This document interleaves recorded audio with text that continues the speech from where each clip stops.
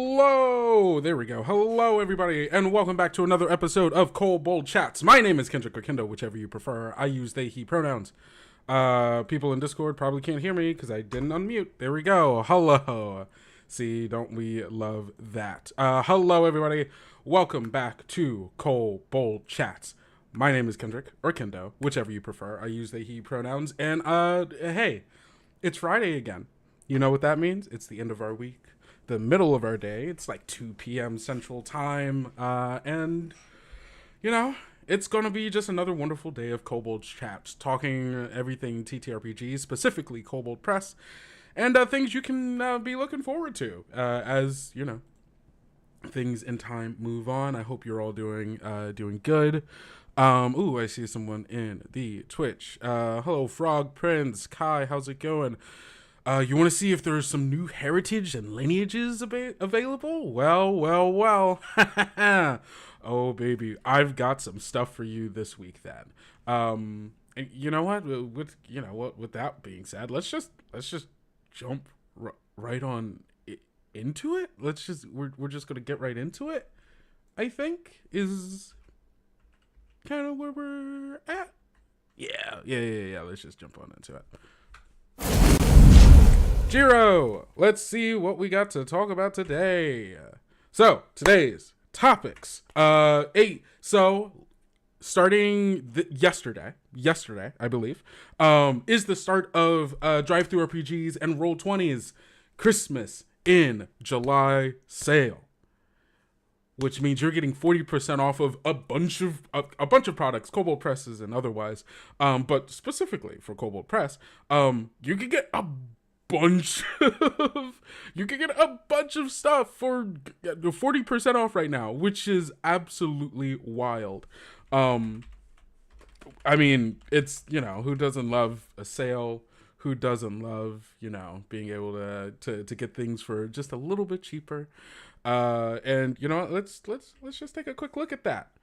Yeah, that's going a little bit further than yes, I know what I need to do. There we go. Awesome.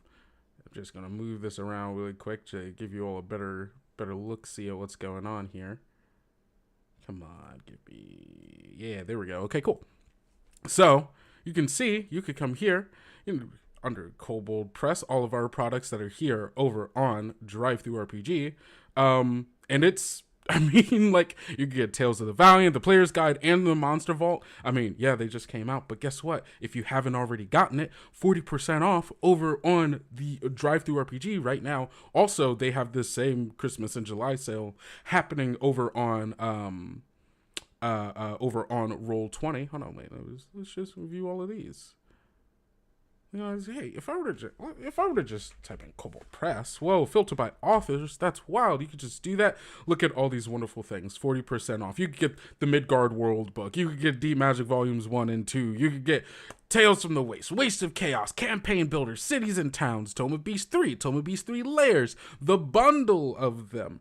The Prepared Online, the Elven Gate, Book of Eventide. Like, look at all of the 3 pages of stuff. Okay, like 2 pages and like one extra thing there over on Roll20, and then a bunch of stuff from new titles to old titles. It's just a gift that keeps on giving, gang. It's a gift that keeps on giving. That gift being good deals. You know, you got to build your fairy tale kingdom. Perfect, because we're going to be talking about cities and towns later. I mean, castles and crowns later, so just stay here. Stay with me. Hold on, let me make sure I can see all of these chats the way that I want to see them. Okay, cool. Awesome. Then, so that's, you can go over to Drive-Thru RPG right now. You know what? I'm just going to go ahead. I'm going to toss these links right into the chats there, so you can go see them yourself. Give me 1 second while I'm looking for. Okay, cool, awesome. I've got everything I need. Awesome. So go over, check out those cool deals, and you know, go wild. You know, it's a sale. it's gonna do what it's gonna do, you know. Next up, we have Gen Con is coming up in the next couple of weeks. I mean, we're like 2 weeks away. I think my flight to go out to start preparing for Gen Con is not next Tuesday, but the Tuesday after. Gosh, that's so quick. It's coming quick. I mean, it is con season, so, you know, that's what it's gonna do, you know. I gave you permission to spend your entire paycheck, and yeah, no, please. If the Christmas spirit of July moves you in that way, then you know what? Who am I to stop you? But yes, Gen Con, it's coming so soon. It's right around the corner. You can find us if you're looking for a booth where you come buy books, buy dice, you know, do whatever. You can find us at booth 121.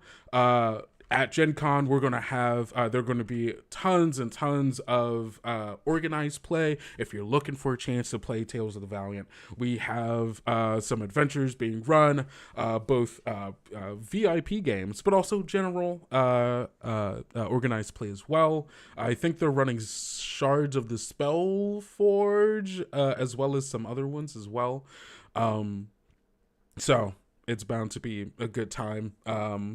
If you haven't already signed up for some organized play, go ahead, go over to the Gen Con site, look at look at the events, search Kobold, organized play events, and you'll find it. So super excited for that. It's going to be my first Gen Con, and I have only heard that it is such a huge, wild event with so many people, and I can't wait to see some of you there. So looking forward to that.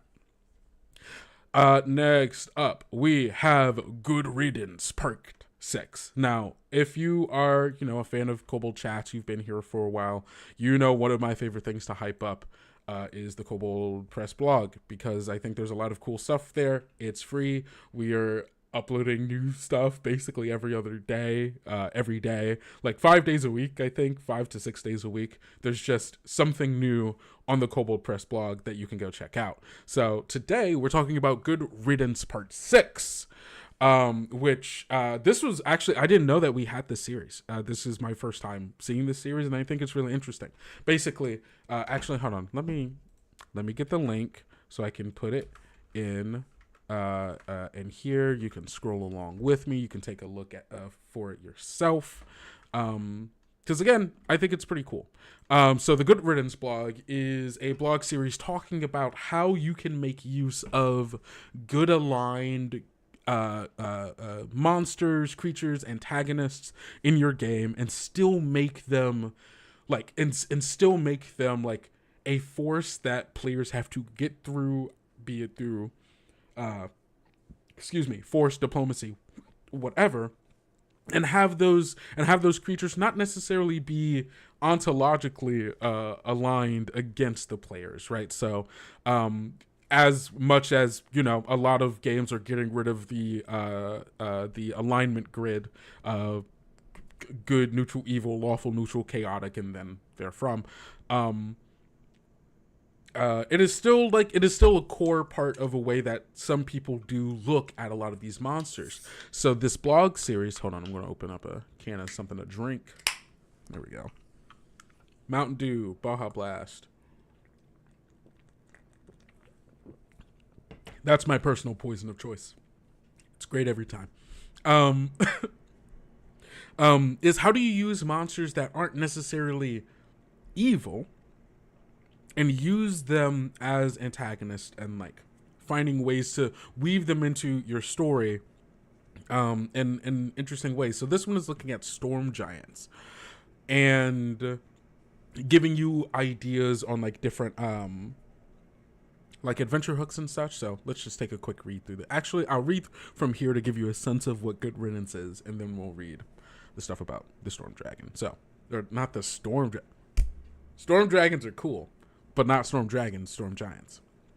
So, the classic alignment grid consisting of 3 roles, good, neutral, and evil, and 3 columns, lawful, neutral, and chaotic, is a contentious topic in TTRPGs. A lot of games, including the Tales of the Valiant RPG, Don't use it, but it endures. Criticisms include that the system is too rigid and is not descriptive enough, and it essentially predestines certain creatures to either be good or evil. Shortfalls aside, the alignment system leaves an open question.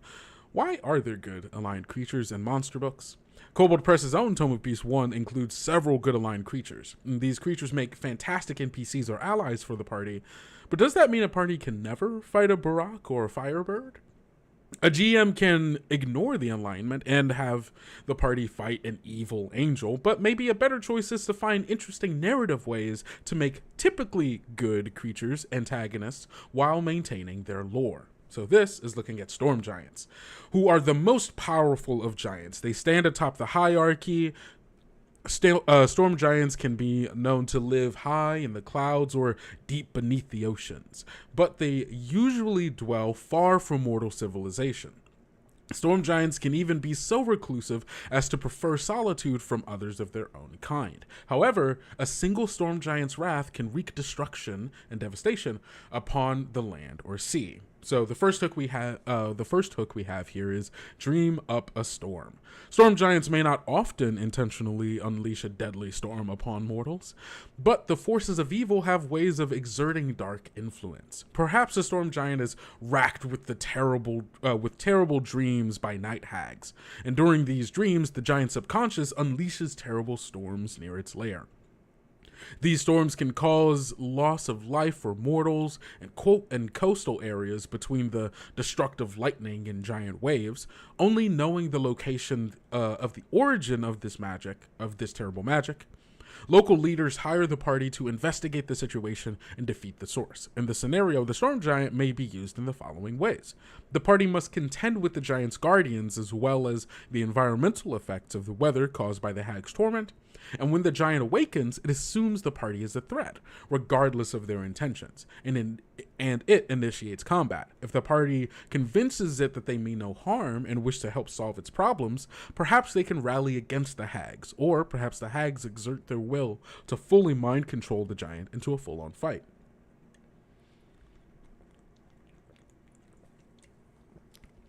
See, I love that. Because it's like, it includes like this third party, right? The hags, which could be a part of like, you can easily make, and I'm so sorry that you all just heard that Slack, that Slack message. It is not your Slack, it is mine. I'm sorry, I'm muting it right now. No more notifications for an hour, please. Thank you. All right. But it adds this third party, right? Which you can weave into your campaign as being like a long-term like antagonist, right? That like recurring villain or something that keeps popping up, or maybe it's this coven that is like the big bad for your campaign or whatever. And it like they can corrupt and like and find uses for more, good aligned, like people who would otherwise be allies to your heroes, and still find ways to like twist and use them, which then brings up the moral dilemma, right? Of, is this someone that we're going to have to fight and kill because the hags are using them, or like mind controlling them, or causing some other thing that is exerting their power on the rest of the world? Do we kill them, or do we find a way to stop the hags from influencing them, stopping this fight, and then now we have another ally in what could be a larger story in your campaign? I really like Dream Up a Storm as like a scenario, and then just like as a general like highlight for like ways that you can find ways to manipulate people like magically into like having to bump against each other. Storm of Vengeance. While normally peaceful, storm giants have a terrible rage when angered. Perhaps a mortal stole something from the giant, maybe even the party on a prior quest, even if for the greater good. And the giant becomes furious and exerts vengeance on the local populace. The party is called upon to defend civilization from the incoming monsoon and lightning-wielding giant behind it. In this scenario, the storm giant may be used in the following ways. The battle can take place in the air or at sea to avoid civilian casualties. In either situation, the party may do battle from ships or airships while the vessels contend with the currents and seas. I like this possibly being like an oh, I'm getting a that might be a delivery. I was having an Amazon delivery for a new monitor because my monitor broke. So I'll get that later. When what was I saying? Oh yes, this in-air battle over the sea is like a super cool idea as far as like air battles in general, I think, don't happen enough because there aren't a lot of ways to, you know, have fights in the air, I think, other than like if you have a game that has airships or you have flying companions and so on and so forth. But I don't see them a lot. So in general, this in the battle in the air over this, you know, tumultuous sea being like racked up by this storm is super fun. But it also makes use of a new thing that Tales of the Valiant threw in for the Storm Giant. Oh no, those were Cloud Giants, I think we looked at before. But I imagine the Storm Giant would have something similar, a fly speed, which is cool, first and foremost. You don't have to... Why should they have to use a fly spell to fly? It makes no sense. They literally live in the air. Why else would they be up there? And so, like, imagining, like, the party, like, either flying on, like, companions or having airships fighting a storm giant that just can fly. Maybe they have a cloud chariot, maybe not, whatever. But that could technically be flying surrounded by this raging storm. That's just a really cool set piece. Yeah, and when the party has nearly defeated the giant, or if the giant has nearly defeated them, it declares them the allies of cheats and thieves and exclaims the reason for its anger. At this point, the party may attempt to calm the giant's wrath by helping it recover its stolen item. I'm interested in how that goes when they go, hey, sorry, we were the ones who took it, actually, but it was for a good cause, we swear. And then the giant's like, ask next time, I would have given it to you. Larger foes. Sometimes a deal with the devil is necessary for the greater good. Storm giants have many enemies in the form of chromatic dragons or jealous lesser giants. In an effort to get something from one of these evil creatures, the party must do a job for them. They must slay a storm giant that has caused trouble for the creature. The party must decide how to carry out this assassination or how to convincingly fake it. In this scenario, the PCs track the giant to its lair, add the following lair actions to the storm giant to increase its challenge rating to 14. On an initiative count 20, losing initiative ties, the giant takes a lair action to cause one of the following effects. The giant can't use the same effect 2 rounds in a row. A crack of thunder sounds in a 20-foot radius sphere, centered on a point that the giant can see within 120 feet. Each creature within the radius must succeed on a DC 15 con save, or take 10 3d6 thunder damage and become blinded from 1 minute. A creature can repeat the saving throw at the end of each of its turns, ending the effect on a success. A harsh wind blows in a 60-foot line that is 10 feet wide, originating at a point within 120 feet of the giant. Each creature within the area must succeed on a DC 15 strength save, or be pushed 15 feet in the direction of the wind. Any creature in the line must spend 2 feet of movement for every 1 foot it moves, having its movement effectively, while moving closer to the point of origin. Lightning arcs across the ground in a 60-foot radius centered on the giant, electrifying all spaces within range. Any creature that ends its turn while touching an electrified surface takes 3d6 or 10 lightning damage. I love the lair actions. And honestly, you could just throw that into anything, right? Like that's just free lair actions you could just throw into a storm giant's storm lair that it has. Which is sick, but also gosh, now I'm just thinking of other lair actions that you could just add to creatures now. But I love that this, like, it gives it a sense of like being able to control the storm. It feels magical, it feels powerful, and it doesn't have to spend spell slots to do it. It's just a cool thing your cool monster does because it's cool. And so that's cool. I already put the link in the what you're saying is it has layers? Yes, it's got a lot of layers. Much like an onion, kind of like an ogre. I put the link for this blog post and just the Kobold Press draw. Kobold Press blog in the comments in the chat or whatever, so you could go check that out. Give the frost giant an avalanche layer action. See, that's cool stuff.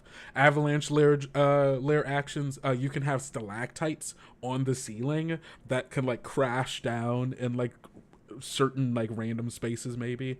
God, what else could you do for a frost giant?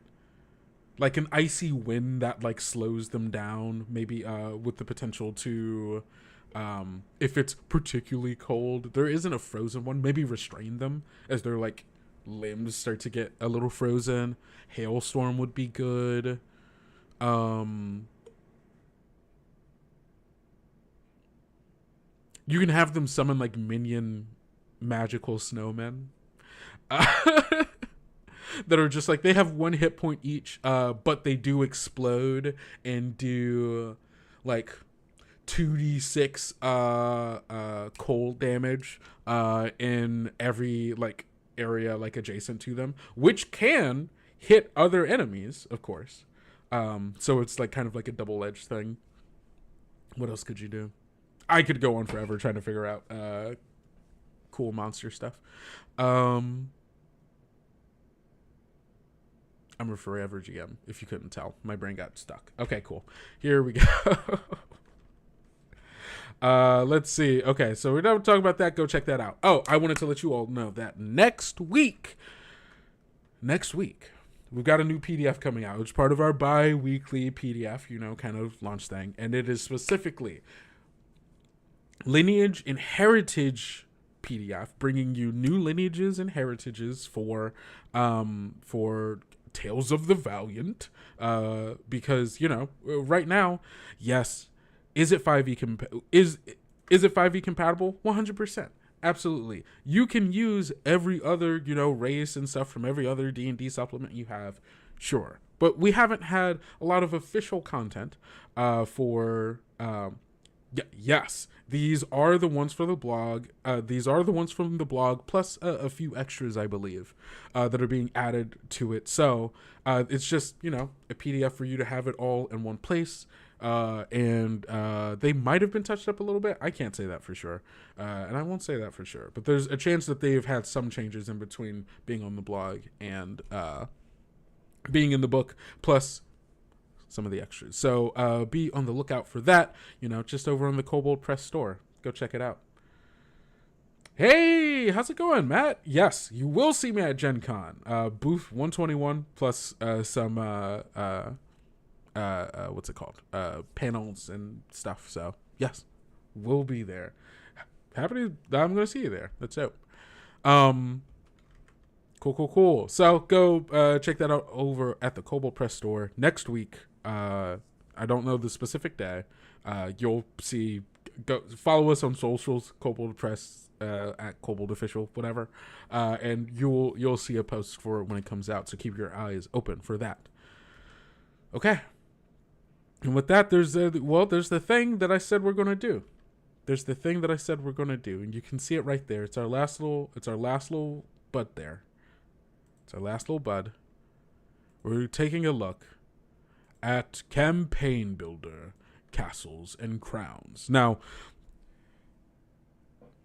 Castles and Crowns is still on pre-order over on the Kobold Press store, but I do believe that the backer copies started going out this week. So if you did back Campaign Builder, Castles and Crowns, you should be getting yours soon if you don't already have it. So, sorry. Just needed that dew to quench my thirst. All right. So, here it is. Campaign Builder, Castles and Crowns. A nice, chunky 273-page PDF full of information on how to build like political campaigns, how to build like noble dynasties and kingdoms, and how to loop all of this and make it usable for your players. I have it here. And you see, doing this, when I was prepping for this, I was like, oh, what are we going to look at? You know, this is a 273 page PDF, you know, going top to bottom, that's maybe not the most useful. And then I saw that there's a chapter in here. Specifically, the chapter on noble heroes. Because this book comes with heritages, a brand new character like thing for Tales of the Valiant as well, called Threads, which is a new, you know, mechanic being used, that you can use in your political games. And then also some subclasses. And it's for Tales of the Valiant too. So guess what? If you're getting campaign builder and you want some more heritages, some political, like some specifically like politics, like based options, hey, we got it right here.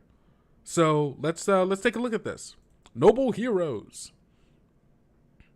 None are immune to the allure of the road, and all, from the richest of nobles to the most ragged of groundskeepers, can hear its call. The grizzled army veteran contemplates selling her services for coin, and the lowly scullery lad dreams of defeating dread dragons. People from all walks of life pick up swords, spell books, or thieves' tools, and take to the path of an adventurer. Within this chapter are new class options reflecting the peoples, lineages, and heritages, the motivations, character threads, and the skills and abilities, subclasses, drawn from the courts and castle life. Hero Kingdom characters. This section presents character options springing from 6 major kingdom types: Dwarven, Elven, Fairy, Gnomish, Halfling, and Human. Each type describes new options to help inspire building characters that are thematic to any given people and in any given situation, in any setting. As a brief overview, characters in Tales of the Valiant role-playing game derive from the 4 building blocks of lineage, heritage, background, and class. A new option called character threads is also presented in this chapter, and all can be summarized as followed. Lineage is your biology, your hereditary traits and features. The heritage, upbringing, background is your training. Character threads are optional roles and motivations, what you do between or during adventures. And class is your occupation, what you do now as an adventurer. Here are Dwarven kingdoms. The following heritage is rooted in Dwarven communities but can readily be adapted to elsewhere. Are there any lineages in here? I don't know if there's any lineages in here. I believe... Oh, wait, no. This is a lineage right here. Lineage traits. So there are some lineages. It looks like they are fairy lineages. Hold on. Let me make sure. Elven. Okay, so we have fairy. We have the bright fae lineage. Yeah, so we have the bright fae lineage, and we have the... I don't remember how to pronounce this word. Is it seed? I don't remember. But it's like, you know, the fairy court. Heritage. Okay, Normish heritage. Other court folk heritage for the human kingdoms. That's a heritage. That's a heritage. Other heritages. Okay, yeah. So it looks like we have one lineage, which is like a fae lineage. Which that's cool. I like that. Bright fae lineage. She. Thank you. Hey, it's my linguist friend. Hello. Thank you. It's pronounced she. Thank you. Cool. Sick. So there you go. Yeah. So where were we? Okay. Looking at the Deep Hall heritage. Deep Hall heritage characters were raised with the values and traditions of a scholarly dwarven order responsible for maintaining the complex genealogical web of clan culture. Whether above or below ground, dwarves highly value family and political alliances within clans. While this fosters loyalty and cohesion within the community, the clans themselves tend to become insular and isolationists. So, long ago, the dwarven rulers sought to strengthen the ties between the scattered clans, promoting alliances and more freely exchanging ideas and citizens. They turned to respected sages and scholars to keep the genealogical records of the clans and to facilitate communication between families.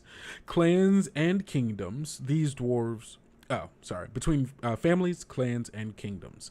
These dwarves were the first of the Deep Hall sages. To this day, virtually every major dwarven community has an order of these sages, responsible for recording history, tracking familial lines, and preserving dwarven culture.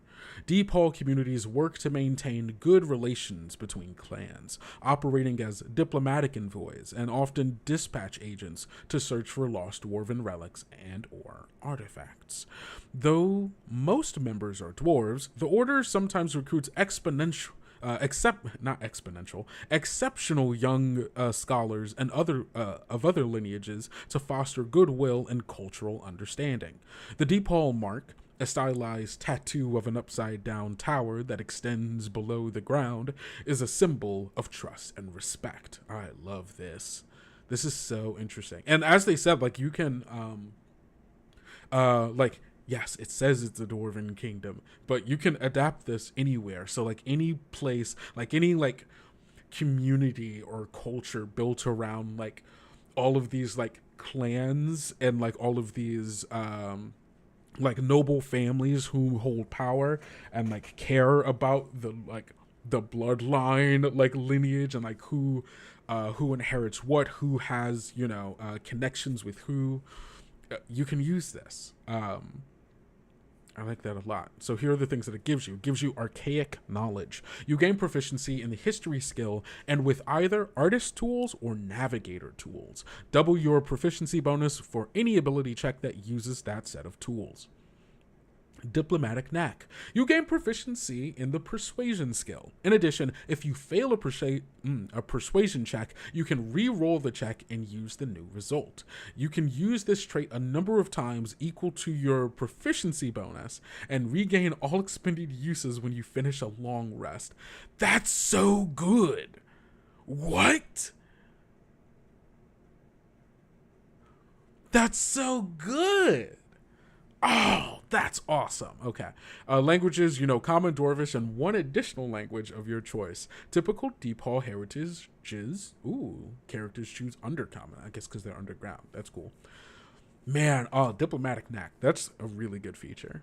I love that. And it makes sense for, the thing. Cool. Okay, let's look at the Elven Kingdoms. The Sable Heritage. Sable Heritage characters were raised with the traditions and values of the Sable Elves. Long ago, when their kin turned to either sun or shadow, the Sable Elves instead fled. Largely shunned by other elven communities for their indecision, these elves now dwell in fortified communities scattered across the plains. Yet the Sable Elves alone still possess some of the ancient magics used by their forebears in the early ages of the world. Many are drawn to the Sable Elves to learn lore, magic, and skills now forgotten in the wider world. The Court of the Golden Oaks is the strongest holding of the Sable Elves in the ever-changing Shadow Realm, and is a planar nexus of commerce between realms. Visitors flock there to trade, visit the College of the Acorn, or partake in the various tournaments, and each lends their cultural uniqueness to a more vibrant collective whole. Though many raised in the Court of Golden Oaks remain within the city, others leave to travel and adventure. Some Sable Heritage characters seek new Sable Elf communities to continue their learning, while others simply capitalize on what they learned at court. Ooh, okay. That's interesting. So,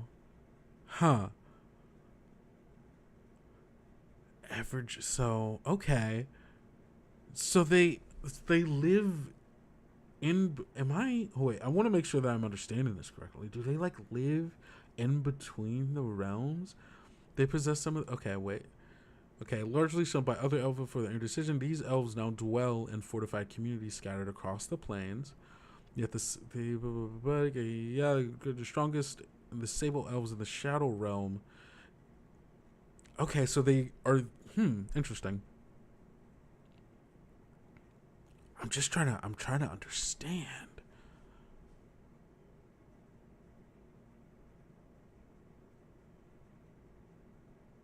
So so they didn't choose the sun or the shadow.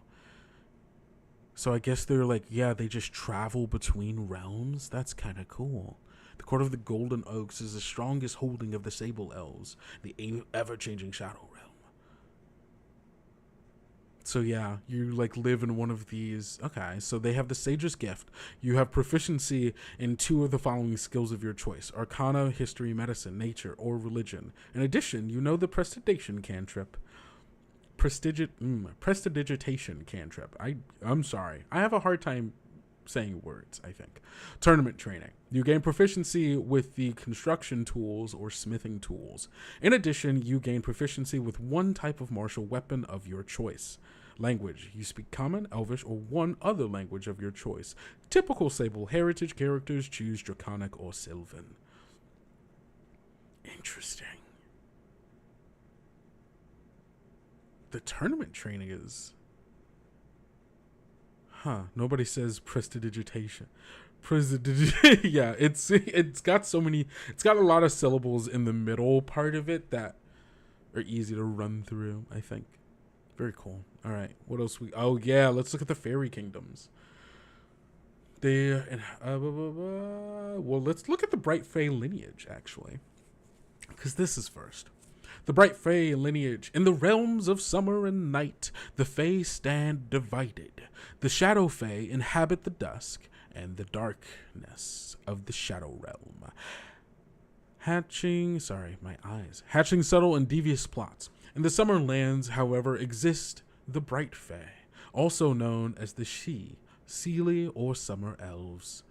Though related to the elves of the mortal world, these Fae are as different from elves as elves are from humans. Tall, slender, and graceful, their movements are disturbingly fluid. Most tend to be incredibly beautiful with hair and skin colors and combinations of the summer shades of gold, silver, green, and red. The eyes of the Bright Fae can be of any color, but when viewed closely, they all sparkle with tiny flecks of light, like a pool of stars. The Bright Fae have lived on their plains of summer and light for centuries untold, ever since the sundering of their people. Many flock to the various Fae courts where they amuse themselves in the games of politics and favor. Others prefer life closer to nature, inhabiting the wild places of the plains or the mortal world. Adventuring Bright Fae enjoy the risk and thrill of a more active life. So, here are the traits you get. Although Bright Fae reach physical maturity around age 20, mental and emotional faculties reach full maturity around age 100. Bright Fae can live to be 1,000 years old.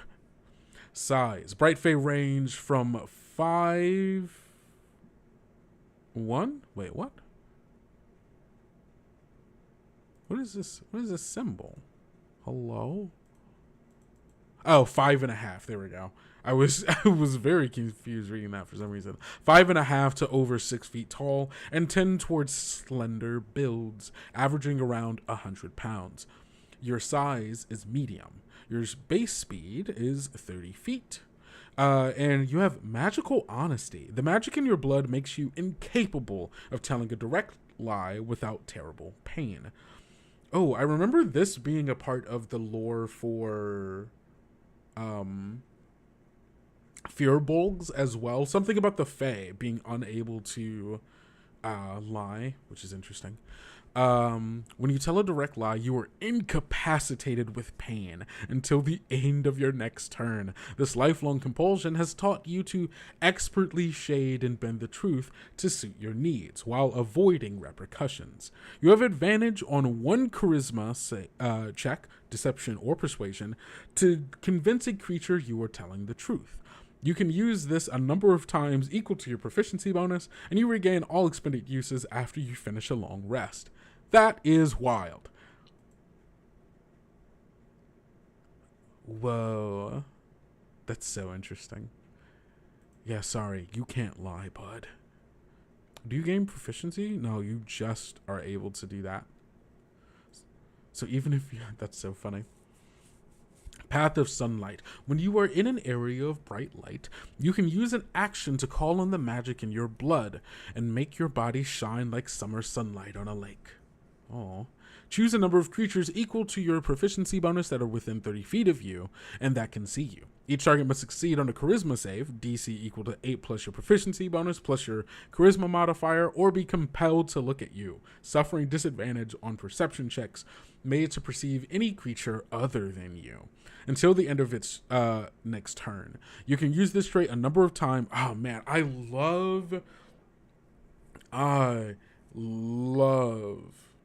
this these extra little abilities that people are getting, that like being scaled off of the number, like being scaled off of your proficiency bonus. It gives another use for proficiency bonus as a number. Very easy to scale off of, and like these are just like so flavorful.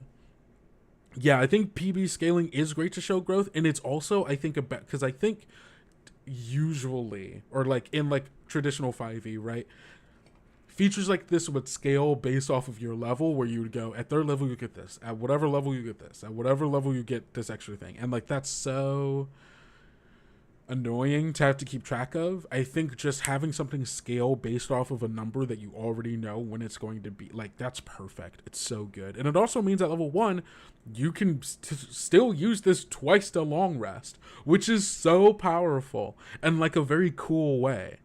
Yeah, I love that. That's so good. Magic ancestry. You have advantage on saves against being charmed, and magic can't put you to sleep. Sick. I honestly love the Bright Fae. That's super cool.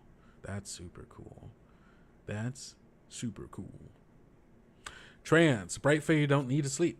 Instead, we know how trance. Oh. Okay, I was going to say we know how trance works. However, when you meditate, you always dream of the Bright Lands. After resting in this way, you gain the same... Okay, yeah. Hey, the always dream of the Bright Lands is wild, and also a great hook. An amazing hook. You mean that every time I meditate, I dream of the Bright Lands? Hey, buddy, am I dreaming or am I there? Can I converse with other people also dreaming in the Bright Lands? There's so much there. That's why I love the subclass feature changes in TOV. Every subclass gains features at 3rd, 7th, 11th, and 15th. Love it. Exactly. It's just so easy. It's easy to remember. You're not having to, remember a bunch of different mechanics for like at what levels every single class is getting stuff. Like it's all just like it just makes sense. God, oh, I love the Bright Fae. It's so cool. Okay, let's look at the She Heritage. She Heritage characters were raised among the intricate dance of bargains, favors, and trickery of the Bright Fae courts, widespread throughout the Fae realms. Bright Fae lords rule many courts and cities, shepherding other Fae and favored mortals in their golden halls. Ballads abound on the delights of their courts, where the glittering She delights in art, music, and magic. The members of the She court value cunning and loyalty unless betrayal is necessary, and they place the intricate hierarchy of political favors above all else. From without the splendor of the courts, From without, the splendor of the courts appears as a perfect society, but from an early age, she heritage characters are raised to play the sometimes deadly games inherent to the courts, and those lessons run deep. She courts and communities keep track of their members, both current and past, for once admitted into their number, no one ever truly escapes. Bargain bound. Oh my god, okay.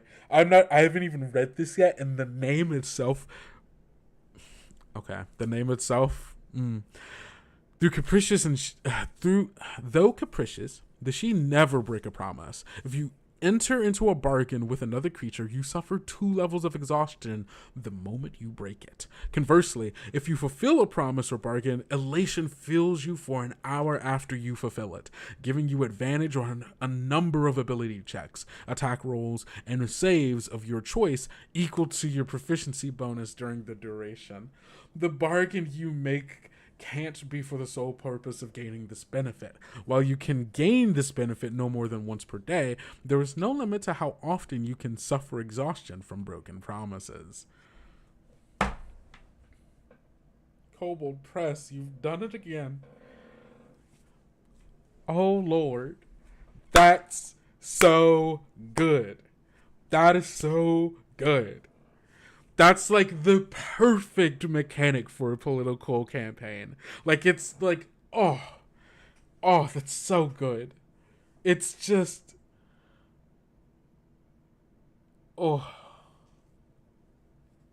banger after banger, 100%.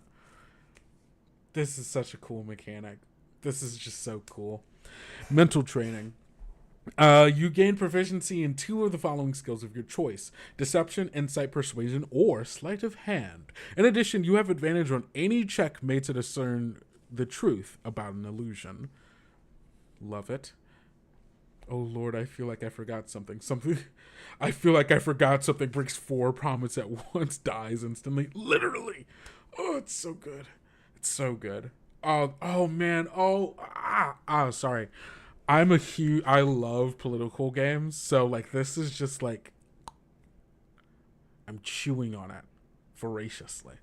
I love it. It's so good. Okay, Gnomish Kingdoms, Whisper Heritage. Whispered Heritage characters are individuals who employ the teachings and trainings of the secretive spy organizations of the gnomes. Gnomish communities exist mostly underground or hidden or guarded enclaves within other kingdoms. To give them forewarning against the threats of the world, the gnomes employ guilds of secretive scouts and spies, collectively known as Whispers. The members of these groups are trained from an early age in the arts of stealth, intrigue, observation, and information gathering. Whisper guilds are still found primarily in gnomish communities, but new guilds appear on the surface world with greater frequency. Typically run by expatriated gnomes or those trained by them. These guilds provide training and resources in the traditions of the Whispers, taking in young people of any lineage and turning them into freelance spies, scouts, and agents in exchange for coin or other barter. Whisper Heritage characters value stealth, silence, and intrinsic value of information. For these clandestine operatives, cunning and skullduggery are deeply respected skills, as they're pledged to never reveal the secrets of the guild. Ally step. On your turn, if at least one of your allies is within 5 feet of you, and the ally isn't incapacitated, you can move 5 feet without triggering opportunity attacks. When you do so, you can't move any further this turn. Oh, that's interesting. Whoa. Okay, rogues. Okay, I see you. Interesting. Man, I miss I was a big D&D 4e fan. Shifting as a mechanic, I miss that. And this is that. But with the ally, that's so interesting. Observant. You gain proficiency in the perception skill and in either stealth or survival skill. In addition, you can't be surprised unless you are asleep or otherwise incapacitated. Languages: Comish, Gnomish, and one other language of your choice. In addition, Whispered Heritage characters understand. Thieves can't. I like the term understand. Doesn't mean they can use it. They do understand it. Okay. Love it. The Halfling Kingdoms. The Court Folk Heritage. Court folk heritage characters were raised in the values and traditions of those who serve in courts, palaces, and castles, especially the court folk halflings, from whom their name derives. No court exists without an army of courtiers, servitors, clerks, ministers, chiefs, and amongst others, who maintain and run the household. So of utmost importance to the court folk is being of service. It is an honor for them, a profound delight to be or benefit to others and perform a job to their utmost. Their dedication comes from loyalty and compassion, rather than of fear or awe of the nobles they serve. They consider it their duty to take care of their patrons' needs, so those rulers and decision makers can, in turn, be free to serve the country as a whole. Court folk are a reserved community, in general seldom discussing with others the importance of their roles. They find contentment in any reward, praise, or even an acknowledging nod from their patrons. Many devote their lives to a singular occupation, such as a chamberlain, butler, chef, or herald. Others advance through their hierarchy of the court, striving to reach as high as possible. Court folk take any and all with the willingness to serve. While they maintain a detached professional demeanor, they have a practical, down-to-earth attitude and greatly value the bonds of family and friends. So this is, a culture, being raised in a culture of, it feels very similar to, like a lot of stories where there is like, a protagonist or a character that is like, I'm the prince of a place or something, or yada, yada, yada. And then there's like the family that is like cousins to this family that are also like, yeah, we're bound to like help you out. And like, we're like, yeah, we're servants, we taking care of you. Like this feels very much in that reign of like deeply connected to the politics of the world and like what's going on, while also being like, we are not the movers and shakers. It's the Baggins family. Yeah, exactly like that. I feel like this is actually probably inspired by that, being that this is the one of the halfling things.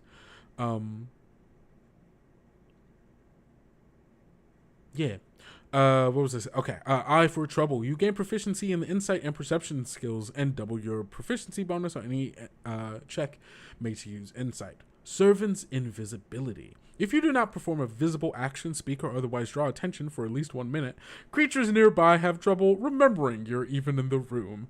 At the end of that minute, and at the end of each minute where you continue to not perform a visible action or otherwise draw attention to yourself, each creature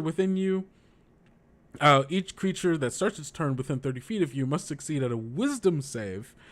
A DC equals, or fail to notice you, acting as if you aren't present for 1 minute or until you speak, perform a visible action such as moving, or have someone draw attention to you. A creature within 5 feet of you automatically succeeds this save. That's wild. That's such a wild. Just stand still. Don't move. And they won't notice you. That's wild. That's such a wild cultural thing where it's just like, you don't move, you don't speak, they'll forget you even there. That's so funny. All right, we're going to look at the human kingdoms, and then if you want to see any of the other heritages or the rest of this book, you're just going to have to get it yourself. So, human kingdoms. The military cohort heritage. Okay. Military cohort heritage characters were raised with the skills and tradition found in the baggage train of a large military force.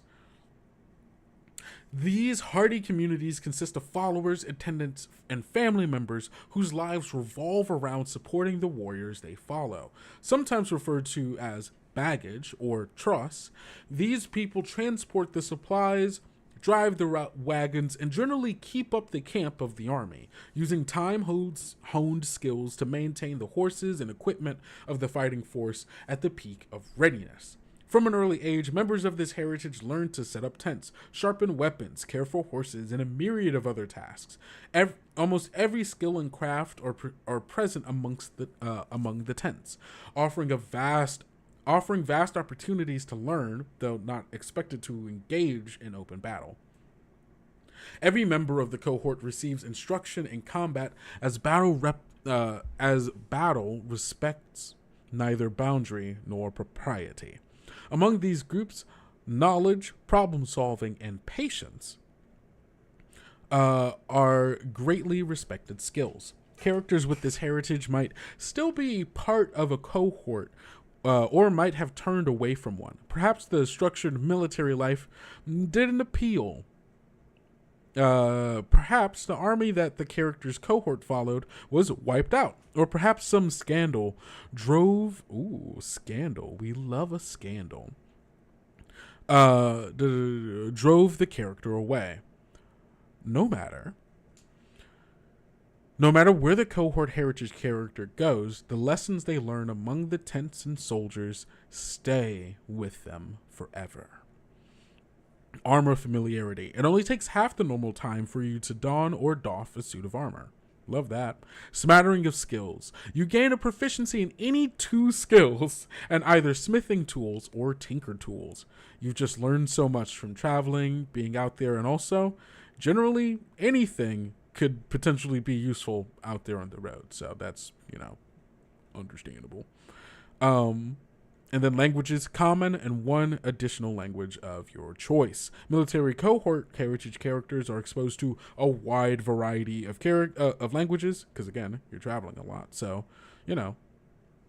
pick whatever makes sense for your world. Man.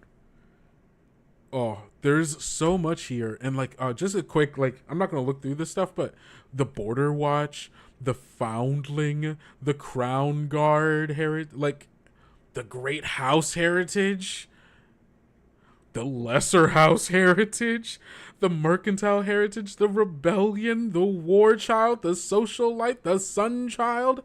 There's so much stuff. And man, character threads. We didn't even get to. There's so much in here. There's so much in here. You should get this. You should get this book. That's all I've got to say. That's all I got to say. It's a cool book. Go get it. It's in pre-order right now. It's hitting backers already. It's good. It's good. That's just what it is. Man, that got me hyped. Okay. Yeah, no, I'm super excited about that too. Thanks for helping me find the haunting environment with Thorpe Sign TOV Player's Guide included. Hey, you're welcome. Happy to hear it. Okay, everybody. That's all I've got for today. So, hey, come back here. Thank you all so much for being here for another episode of Kobold Chats. It's been such a joy to be here with you, as always. And I'll see you here again next week. Same time, same channel. Be it if you're watching this on Twitch, watching this on YouTube, or watching this straight in the Discord. I appreciate you so much for being here and talking about some Kobold Press stuff with me, because it's cool. It's cool. It's just cool. It is. So, yeah, that's that. All right. Well, thank you, everybody. I hope to see you next week. And don't forget to go out, eat enough food, drink enough water, get enough sleep, and take care of yourself, because self-care is very important. And don't forget to love yourself and everyone around you. I'll see you all next week. Bye.